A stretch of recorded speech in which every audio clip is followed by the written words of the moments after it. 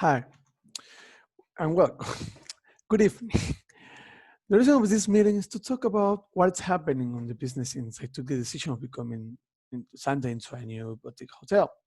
Now we're facing one of the lowest customer satisfaction levels in history. It has dropped 50%. Um, we're having a terrible situation, but actually, it can be resolved. Years ago, Santa was known by our customers as this peaceful and serene environment, which was escape for them from the busy inner city and enjoy the natural seaside. When my dad was leading the company, he saw an opportunity, the necessity of giving people a place to calm down and relax as much as they could. However, by the year 2010, the area surrounding the hotel had developed a new business district. We couldn't do anything seeing that the government was responsible for this new area to facilitate e-commerce. Thus, my father and I decided we needed to change business strategy. So, then I started to follow my father's footsteps to restructure the family. My idea was to rent the hotel into a boutique style hotel focused on capitalizing on business travelers and young affluent holiday markers looking for a trendy place to stay during their visit to Hong Kong. In January 2014, we had completely rebuilt the hotel interior to extend. However, problems started to appear at the reopening of the new Santos. Sorry.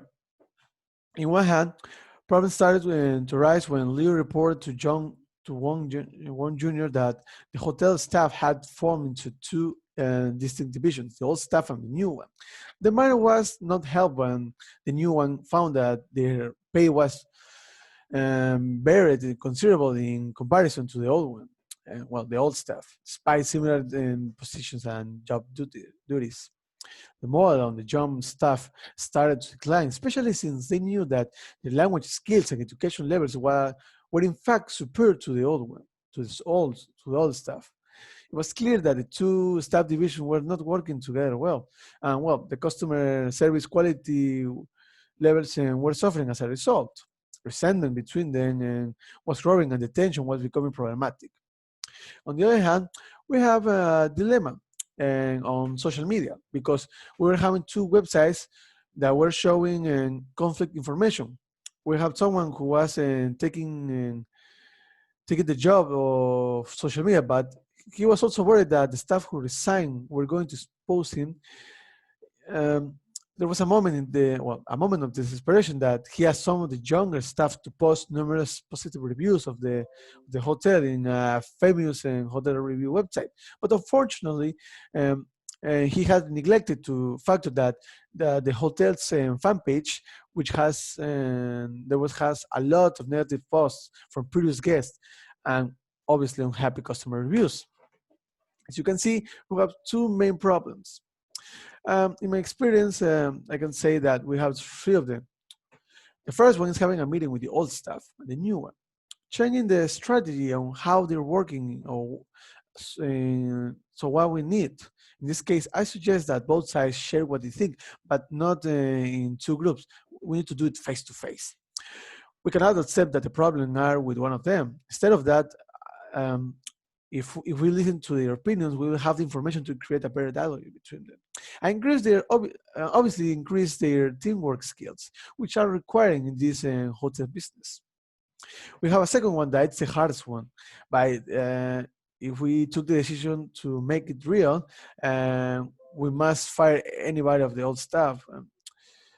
If we don't see that there can create, if we cannot create a synergy, and if they don't want to change or work with them or understand that there will younger people and surrounding in the building, well, we need to take that.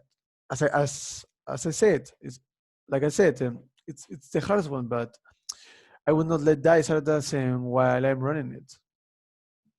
And the third one is focus on the presence. Online presence.